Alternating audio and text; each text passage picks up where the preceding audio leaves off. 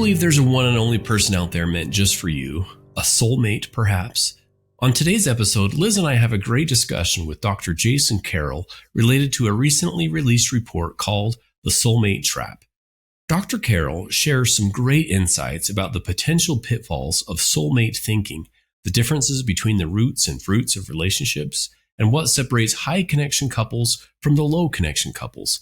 He shares some great advice and tips for all couples, from those who are just starting to date to those of us who've been married for decades. Dr. Jason S. Carroll is an internationally recognized expert on flourishing marriages and readiness for marriage among young adults.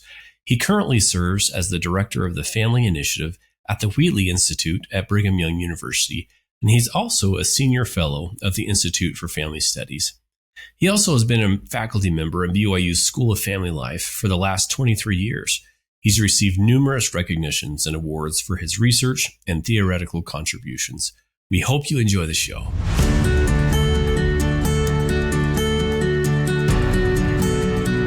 Hey friends, welcome to another episode of the Stronger Marriage Connection podcast. I'm Dr. Dave here at USU Extension, along with Dr. Liz Hale, our licensed clinical psychologist. Our whole purpose is really to bring you the best research and some tips and tools to help you create the marriage of your dreams. Today, super excited to bring on a friend and a colleague. We're going to be diving into a discussion about what he refers to as the Soulmate Trap. So some of this stems from some research I conducted with him a few years ago related to how virtues and values and responsible actions are tied to healthy marriage relationships. Welcome to the show, Dr. Jason Carroll. Thanks, Dave. It's great to be with you and Liz today. Yeah, thanks for joining us. Excited to have you on. Hey, so back in February, Dr. Carroll and the Wheatley Institute released a report so I helped contribute to this along with Adam Galvin, a great friend and colleague at University of Alberta.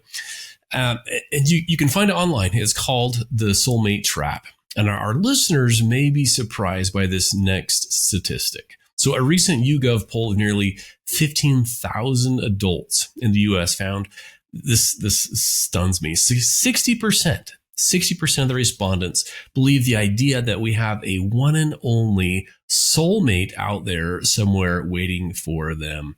So, Jace, tell us a little bit about that. Where did this idea of the soulmate come from?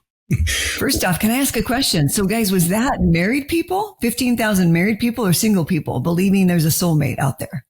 It's both. That's a full just national sample with different relationship status and group. And so some people might be married and feeling that maybe they're not with their soulmate. Is that possible? I think so. I think it fits. And we can talk about that because depending on relationship trajectory, soulmate kind of reinforces or it challenges. The interesting thing is that number is actually a little bit down from past surveys. Right. So it's a little bit lower than it's been in the past. We want to be mindful here because as I emphasized, and Dave, as we talked in the report that we put out in February, I think it's this natural, healthy bond, this desire to be bonded, to be connected, to be in a relationship. And in talking about soulmate thinking, we don't want to challenge that at all. I think that's a healthy aspiration. I think that's a really good thing. Soulmate is more about how you get that, how that happens in your life. And it creates a bit of that faulty notion. Although there's some debate right now about whether or not soulmate thinking is waning. People like Brad Wilcox at the National Marriage Project, he thinks it's going to decrease and go away. While others say, no, it's going to strengthen because with some of the dating and relationship struggles in our modern culture, soulmate kind of provides a defense mechanism almost. It's kind of a way to say that all those dating apps and terrible first dates and all those things, there's going to be a moment that's all going to snap together and going to make sense. So there's some sense that we might be creating a context that it's more of an issue for some people. As a marriage therapist, it's just so interesting because I would say the majority of the individuals I work with in couples counseling privately, they'll say to me, I think I've married the wrong person. I think I'd be happier out with if I married somewhere. There's probably still someone out there, right, that I should have waited for, and maybe he or she is still waiting for me. It breaks my heart. It's just a mere mortal belief, right? It's not accurate necessarily, but it's amazing how often I hear that. Are you surprised by that in marriage therapy? I think there's a lot of people walking around who are maybe not so happy in their marriages, and therefore they're concluding that I married the wrong person. And if they're thinking that, oftentimes their mate is thinking the same thing, believe it or not. And it starts to build on each other, right? I mean, that's the overarching issue of what soulmate thinking can do. And we might need to break this apart because I think it's a little bit different in dating and relationship formation than it is for established relationships. But across all of it, what soulmate thinking does is impact the sense of agency. It impacts that sense of choice and effort and what can be controlled.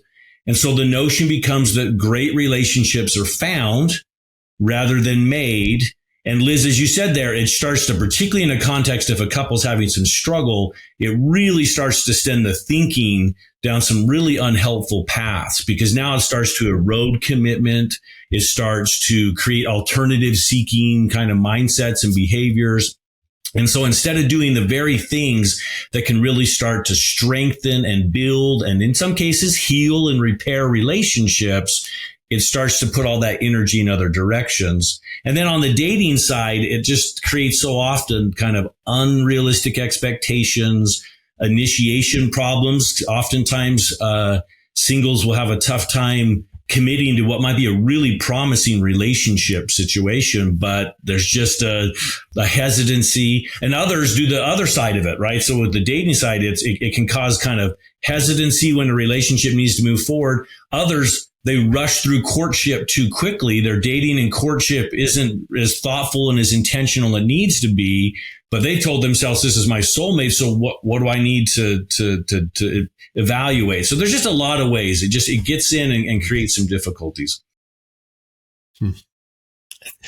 I think, Jason, this is particularly pertinent. I'll just admit it. I have daughters, right? This age who are dating, college age daughters, and they're dating. And one of them came home the other day, Jason, and just said that, I had this friend down in Provo, and she's dating somebody. They got together, and just wow. I mean, fireworks. And after 4 weeks, he proposed, and I feel like, it's just like it takes my breath away. I feel like, oh my goodness, what are you doing? But it's this kind of like, I found her, right? This is the one. And I thought, my friends, you don't even know each other.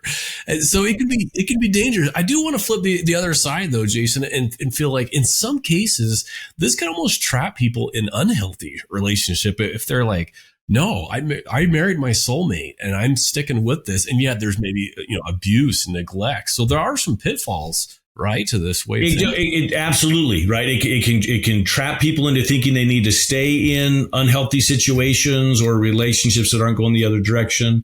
Dave, the example you gave there is a good one. And it also shows how we want to be a little bit careful here, right? I'm not in the business of trying to go out and squash excitement about a new relationship, right? I think we do have some of us, we almost have a generation that's forgotten how to fall in love and to be excited and to be a little manic about that. And, we can't just always be relationship accountants doing the plus minus. But take, for example, a metaphor I use, right? So I teach the big marriage preparation sections at BYU, the big auditoriums of it. And, I'll use the example of imagine you're out kind of house shopping and you find a home. I think you can find a home that pretty quickly you're pretty excited. You're like, whoa, I kind of know what I'm looking for. This is checking a lot of boxes. I'm really excited. I think that's a great thing. But a wise home purchaser is always going to do a home inspection. You don't just, sign right there on the dotted line. So all of this needs to be tied into healthy dating, into good, thoughtful dating process and finding relationships. It needs to have that energy and spark and attraction. That's all there. It's just soulmate can get you running too fast, or it can have you holding back too much in ways that kind of really start to short circuit good, healthy relationship development. Mm-hmm. Yeah, well said. Now, Jason, I've always loved your idea. I heard several years ago you talk about the fruits and the roots of relationships. Tell us a little bit about the science maybe against soulmates, specifically the importance of personal virtues and in these intentional efforts of the partners. Well, and this ties in so much. I love the podcast you guys do and the people you bring in. I mean, this is Wally Goddard and Bill Doherty. And, this I'm a Bill Doherty student. Bill was my doctoral advisor at the University of Minnesota, right? So I heard about intentional families and rituals, and I've got the Wally, what is it? The irritations and invitation, all that part of it. I think it's really helpful to think about relationships as living things, right? They are. They're living, growing things. And so I love the analogy of something like a tree or a plant and the roots and the fruits type of idea. It also makes us think about inputs and outputs, right? The same way you think about a plant and its water, its sunshine, its nutrients, its right. And then what comes out of it? Is it healthy? Is it growing? Is it producing?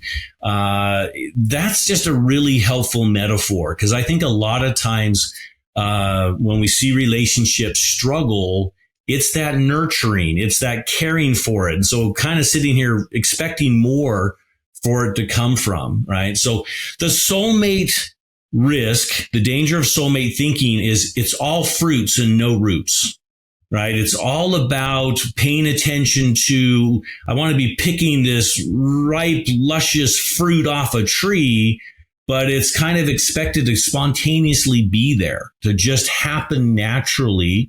It's often a continuation of what we know is that natural attraction and initiation phase of a relationship, has a lot of that natural energy and newness to it. But then as the relationship moves on and needs to move into partnership and companionship and shared goals, right? Those roots start to get neglected. And we just start to assume, well, it must be a bad tree. It must be I just need to go pick off another tree. I need to go somewhere else to say, no. It doesn't matter what tree you're talking about. If you're not nurturing it, if you're not caring for it, right? The other part here is just healthy, realistic expectations. I think we miss so much what creates the deeper foundations. A book, if you can find a copy of it, it's hard to get a hold of, but I was deeply influenced by Blaine Fowers at the University of Miami, right? Had his book a number of years ago, Beyond the Myth of Marital Happiness, which is a title that gets really misunderstood, right? What? So this guy's about marriage without happiness? What's he talking about here, right? And of course, Blaine believes in happiness. He believes in that path. But he says, wait a minute, instead of focusing so much on a happy marriage, what we need to focus on is a meaningful marriage. And when we tend to the meaningfulness of our relationship, to the depth of the partnership, I sometimes call this, I make a distinction between what I call the eye to eye portion of your relationship, right? Staring into each other's eyes. We talk so much about communication and intimacy and bonding. It's all super, super important, but marriages also need to have that shoulder to shoulder relationship, right? Looking out for themselves, saying, what are we doing in the world? What are we partnered with, right? What is it that is the good life that we're trying to create? And when spouses have that shoulder to shoulder sense of partnership and meaning and what brings us together and gives us a cause, gives us purpose, that's the roots. And then so often because of that, turning to each other part of it has a deeper part of it, a deeper element to it. So I think that's kind of that key distinction of thinking more about, and particularly with the rising generation, helping them see and value. I hope everyone's listening today with kind of like their relationship ear for the relationship they're in, and also their kind of parent or their mentor or their whatever circles of influence we have, our grandchildren, whatever it may be. That's where a lot of this can also be of help, is to help and counsel and coach and help others, as they often do seek relationship help. And we don't give them that deeper, richer vision of relationships. Well stated. We would all love to know more about your research, please, Jason, and what you found that separates the high connection couples from the low connection couples. Yeah, and let's back up a little bit, Dave, and I might pull you in because this builds off a model that Dave and Adam Gallivan developed a number of years ago, right? They talked about this idea of strong relational connectivity in couples. And to back up a little bit, let's get a little research nerdy here for a minute. The longest, the measure that's been used since the beginning of marriage research in the 1930s has been marital satisfaction. We measure everything as how satisfied are you. But interestingly enough, it doesn't have any type of criteria. So it just says how happy are you, how satisfied are you, but we don't dig deeper with that kind of measurement about where's that happiness coming from. And our work and the work of others has shown that satisfaction can be really stable and resilient. It can also be really fragile depending on the foundations. So, Dave, you can jump in and fill in all the details better than I can. But Dave and Adam Gallivan developed this great model that really emphasizes the strength of relationships, not just the satisfaction. Again, the happiness will come, but it's kind of what I would call a roots model. It gets to the roots, and it asks people to talk more about the sense of connection they have together, the sense of belonging and partnership, the sense of personal growth they're gaining from a relationship, right? These things of what are these rich elements of that? So we've been doing a study for a number of years, Dave and Adam and I. We have a large sample of couples across the United States and Canada. And so we've got this data on their relationships based on this relational connectivity. And so what we did in this study, and that we report in the new report, we were able to go in and find the couples that were the high connection couples, had the high level of relational connectivity, and those that were lower, right?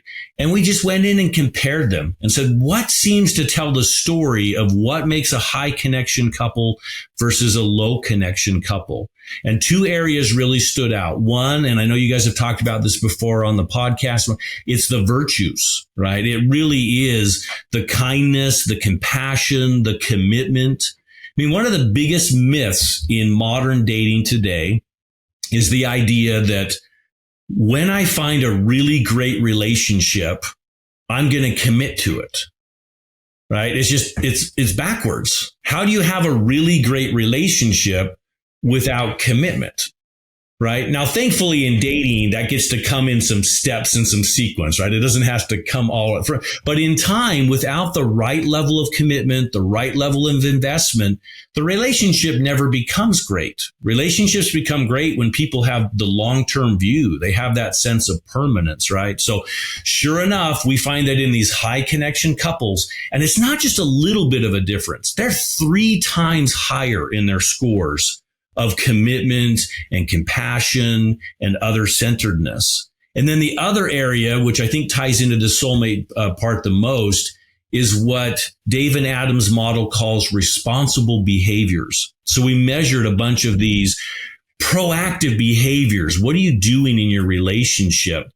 And so we looked at things like the meaningful time spent together, acts of kindness done for each other in the relationship, forgiving offenses that come up, and then this really important area of what's we refer to as relationship maintenance behaviors, right? That checking in and working on a relationship. And again, high connection couples 3 times higher than low connection couples in doing this. So it really just shows that intentional effort, paying attention to nurturing a relationship really does pay off with those fruits. Because those roots are getting tended to in that way. So it just shows that great relationships really are made, they're created, they're not just found. We'll be right back after this brief message.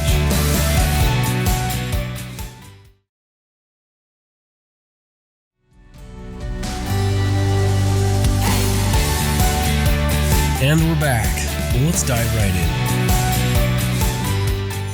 Yeah, well said, Jason. And you summed it up really well. Those virtues, humility, compassion, lead to this like outward mindset, right? This other-centeredness is what we call it. And then those responsible actions naturally follow. So it's not it's not a skills, if you just learn how to, skills have their place, but if you just learn how to talk to each other better and go back and forth, we found that some of that is more like as Wally says, the shininess of the outside of the core, whereas the inside, the true engine, is really where the power of relationship lies. And that's that other centeredness, that turning outward, those responsible actions, instead of just learning how to talk at each other and become better communicators, which still important. But I think that the overemphasis on that and the satisfaction model of am I happy, but it's more of that we-ness that Jason has talked about.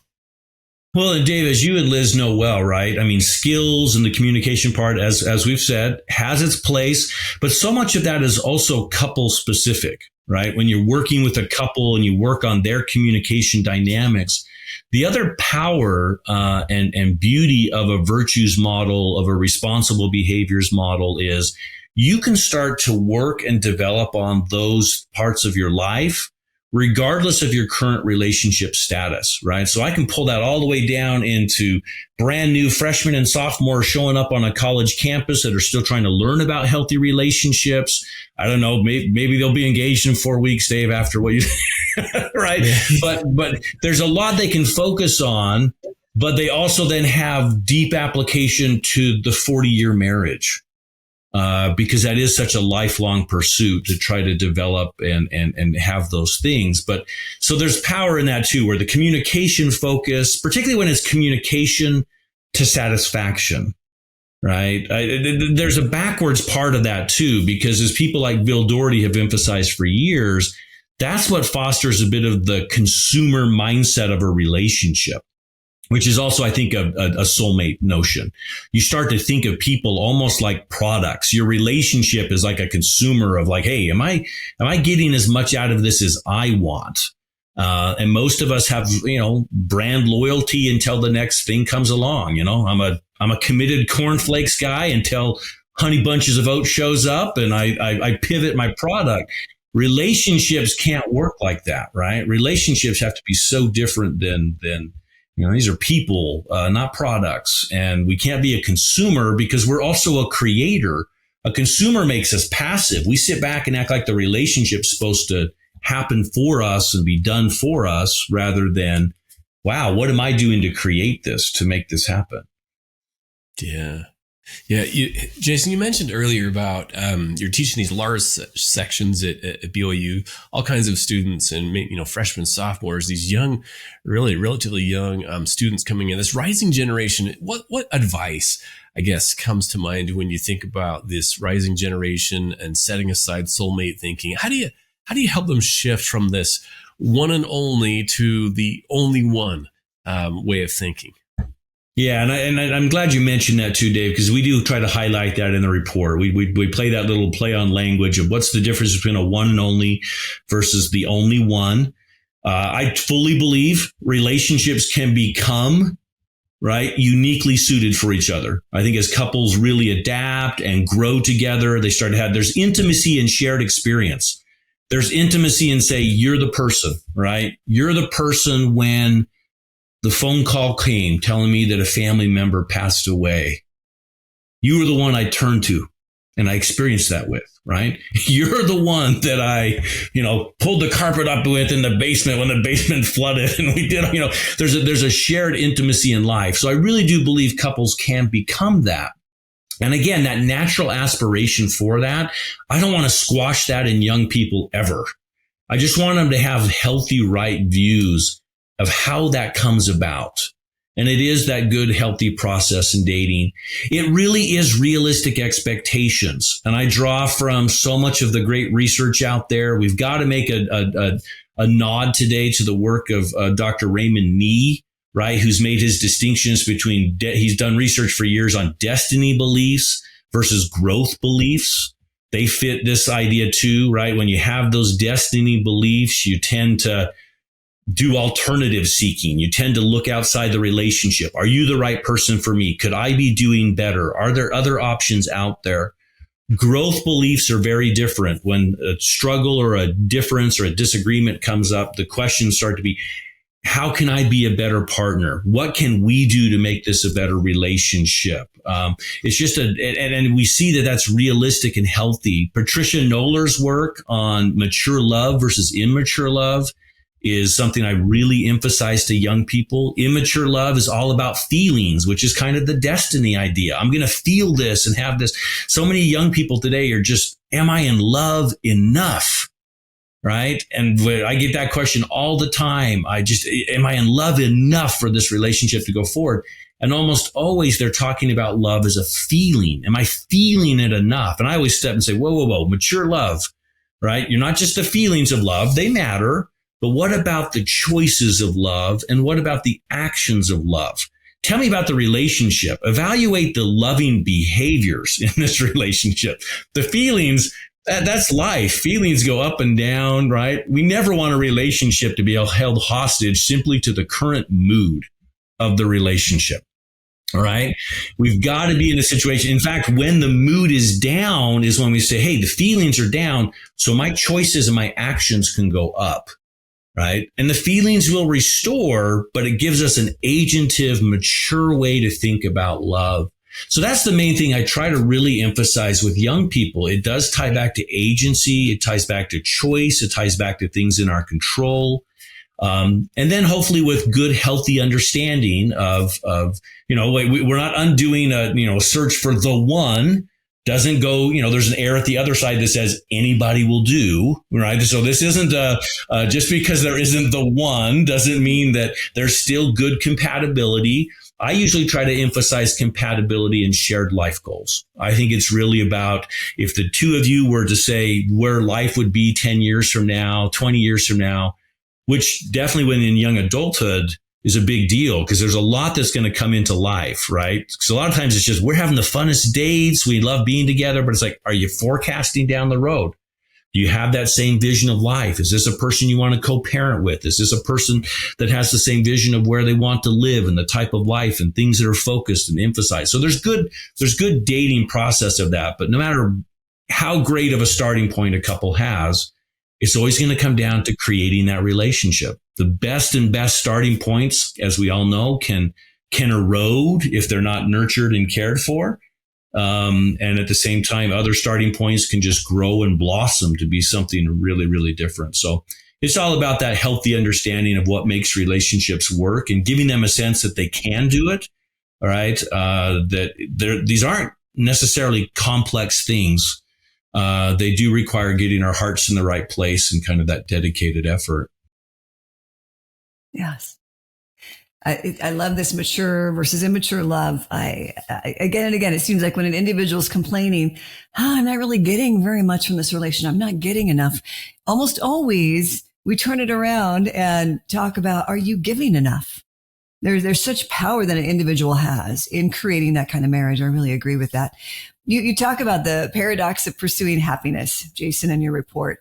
Can you tell us more about that, please? What is real happiness? What does it come from? Where does it not come from? And that's the fact that there's actually a research building on this, right? And it does get us back to the roots and fruits distinction.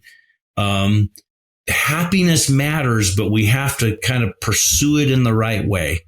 And a lot of this gets back, Dave, you're the expert here. I'm going to point in your direction, but so much of this also gets back to what it means to be human, right? And where does a sense of contentment, a sense of peace, and so much of this is anchored in we truly are relationship creatures, right? It is in our bonds. It's our connection.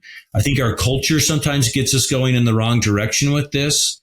This is that classic notion. Are we trying to be free from others or are we trying to be free for others? Right. And this idea of it is the connections. It is the depth, which is about commitment. It is around responsibility. It isn't being free from everything.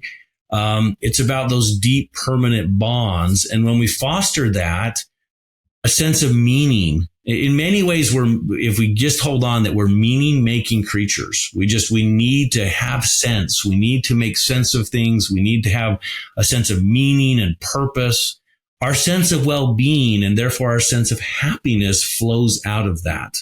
I know people try to distinguish this in different ways, right? Some people talk about happiness versus joy, or, because the language kind of gets in the way here a little bit. But that's the basic idea, is to say, let the happiness be the fruit. And so the paradox is when you chase after it directly, it actually makes it less likely to be in your life. You're constantly focused on, am I happy? What makes me happy? Which in some ways makes us go after the short-term, shallow view of happiness in some ways, which in some ways makes happiness the same as fun. And life needs fun, right? We're not here against fun, but at the same time, so much of what is really, really meaningful in our lives isn't always fun. But it is that depth of connection. It's that depth of sacrifice, of caring for others, caring for children, caring for aging parents, for being the one that's there when things are really tough and difficult. We don't have happiness in spite of those things. We have happiness because of those things. And so the immature soulmate consumer forces can get us going in directions that tell us that those deeper commitments are what we want to avoid.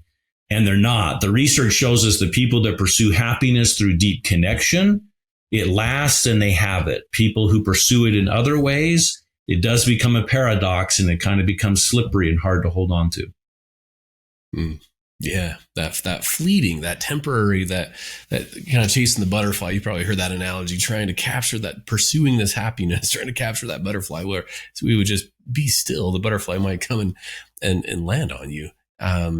This gets into some of Seligman's stuff, the pleasant life with, this pursuing of pleasure, the kind of this Hollywood type of happiness that just doesn't last. It has its place, its purpose, this Disneyland or lagoon, I guess, right? This woohoo type of feeling.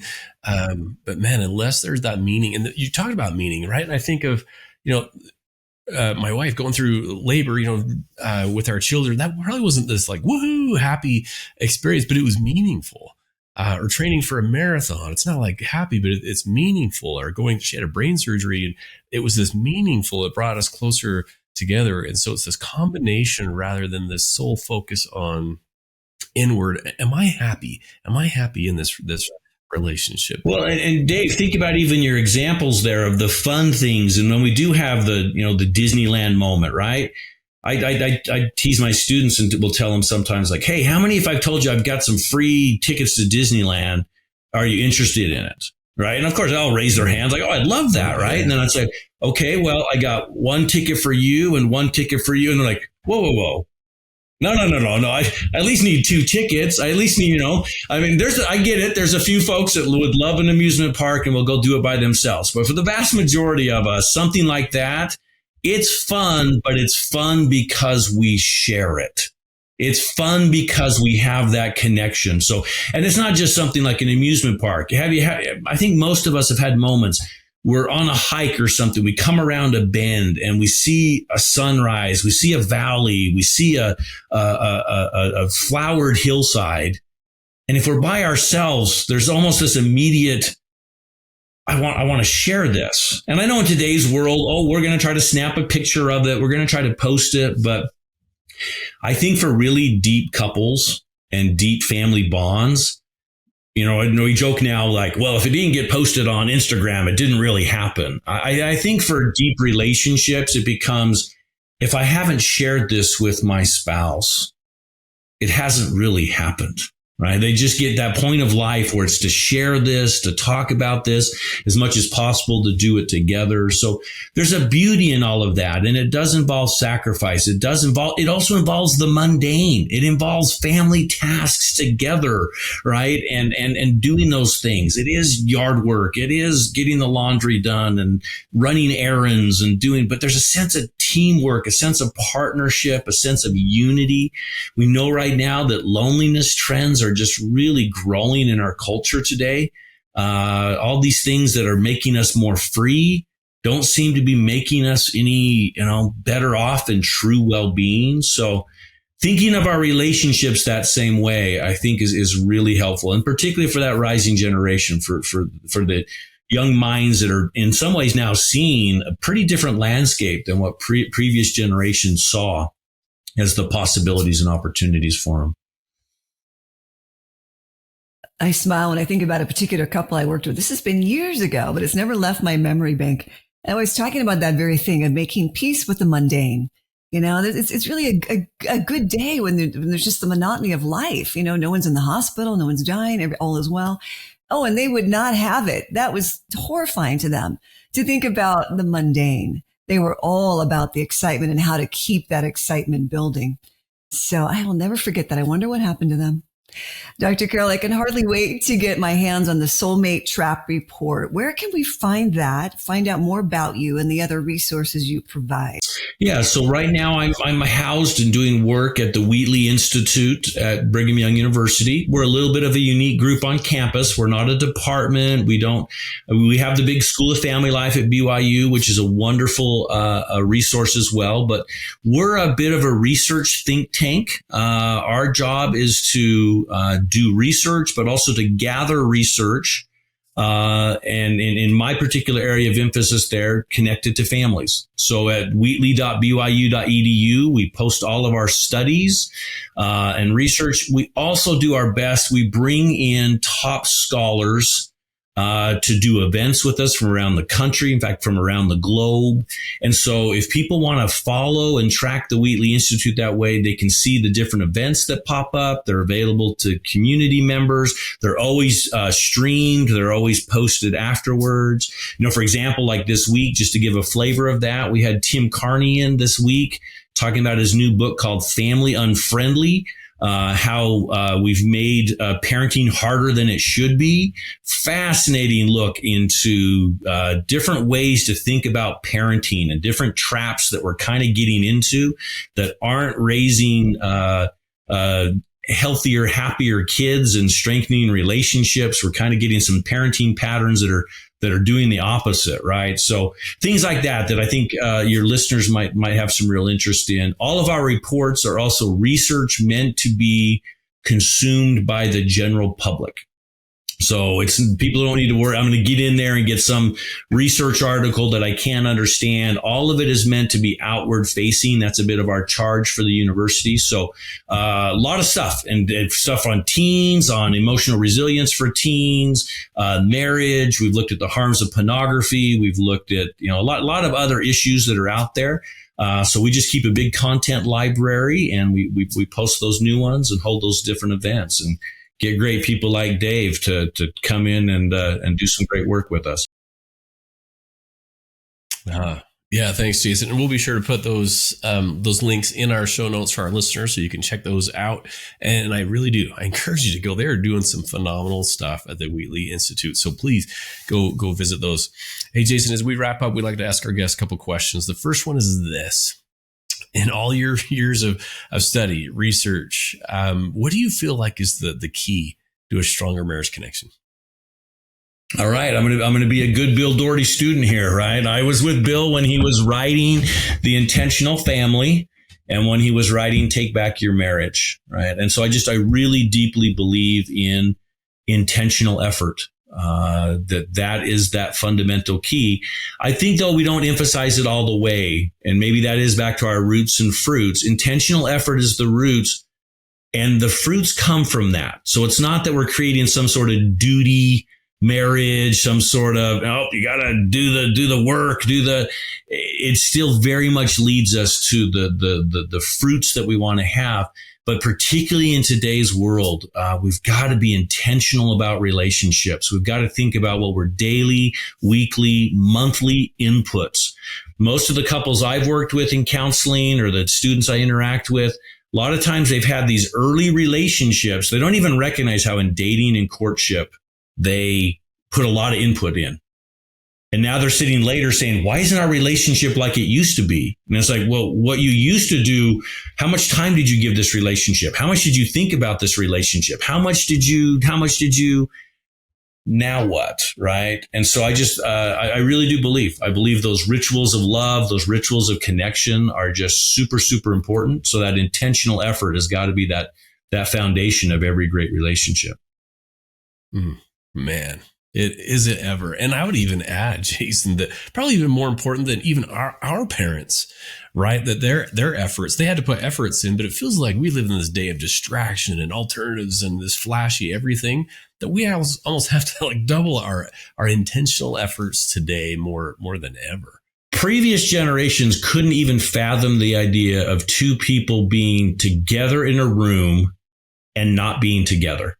The idea that two couples, could be sitting right there in the couch, right there on the bed together in two separate worlds with two different screens, that's unfathomable to them. So I think you're right. Distraction is big, and it's pushed the premium on intentional effort even more. Mm-hmm. Hey, next question for you is your takeaway of the day. What message do you have for our listeners that you hope that they will remember from our discussion today? I'm gonna turn it in that direction of what I mentioned before about the parenting ear. I want them all to embrace all of this for their own relationships and all of that. But I think we've got to start thinking more and more about our collective efforts of helping the rising generation. I hope they'll I hope all of the listeners and viewers can think about someone in their circle of influence. Like I said, if it's their own children, maybe it's a niece or a nephew, maybe it's someone they work with in a job setting. I mean, we all have just people we're connected to. How can we role model? How can we teach? How can we share the narratives? Maybe this is sharing a little bit more of the narratives of real marriage, and letting them see, hey, we've got a real relationship. We have the real ups and downs, but we love it, and it's worth it, and it's so valuable. I think we really do need to be thinking a bit about how we can collectively restore the confidence and restore the sense of agency and choice. Because young people, all the data shows us, the young people still want it. We're not retreating from it at all in the desires for that lifelong, loving, lasting marriage. It's deeply there for our young people. But I don't know if we're doing our best collectively of always fostering that and helping them believe that it's within their reach and something that they can do. Yeah, man, well said. Liz, what about you? What's your takeaway of the day with our discussion with Dr. Jason Carroll? I love this focus, not so much on happiness, but on meaningfulness, right? All of our relationships, the highs and the lows. That's why we're here. Relationship. That's what gives us meaning. And just that idea of the growth belief versus the destiny belief. It's powerful, isn't it? What about you, Dave? What's your greatest takeaway from our interview today with Dr. Jason Carroll? Yeah, this has been great, Jason. When you mentioned the kind of the mature, and I don't know if it was immature, but those two types of love, mature and immature love, the thought occurred to me that in that immature love, right, both of them have a choice. In that immature love, the focus is on, it's like me. And I'm feeling sad or I'm feeling hurt, and I'm almost looking for reasons, to give the cold shoulder, or to be, the silent treatment, to be more critical of them because they should have done this or known this or whatever it is. It's this inward focus rather than this turning outward focus in relationships, which is more of the mature love. And for some, it just takes time. For others, it's this foreign concept that they should be fulfilling my needs type of a soul focus. And so I don't know, that really struck me with that mature and immature love, that we have a choice. Yeah. When we feel, now again, in the context, I always get, railed for this, unhealthy relationships. So we're talking about relatively healthy relationships, not abusive relationships, of course, but that mature love in a healthy relationship is really that outward focus. What do I need to be doing? Maybe more of, how can I turn outward and help instead of just kind of this inward sulking because my needs aren't met type of love. So anyway, Jason, it's been such a pleasure to have you on today. Thanks so much for your insights. We appreciate you making time to come on. No, I've enjoyed it. Thank you both. All right, friends, that does it for us. We'll see you next time on another episode of the Stronger Marriage Connection podcast. And remember, it's the small and simple changes that create a stronger marriage connection. Take care now. We'll see you. Thanks for joining us today. Hey, do us a favor and take a few minutes to subscribe to our podcast and the Utah Marriage Commission YouTube channel, where you can watch this and every episode of the show. When you hit the like button and leave a comment, your feedback helps us improve the show. And don't forget to share this episode with a friend. You can also follow and connect with us on Instagram at Stronger Marriage Life and on Facebook at Stronger Marriage. Be sure to share with us what topics you want us to explore or what you loved about today's episode. If you want even more resources to improve your relationship connection, visit our website at strongermarriage.org, where you'll find free workshops, webinars, relationship surveys, and more. Each episode of Stronger Marriage Connection is hosted and sponsored by the Utah Marriage Commission at Utah State University. And finally, a big thanks to our producers Rex Polanis and Alexis Alcott and the team at Utah State University. And you, our audience, you make this show possible.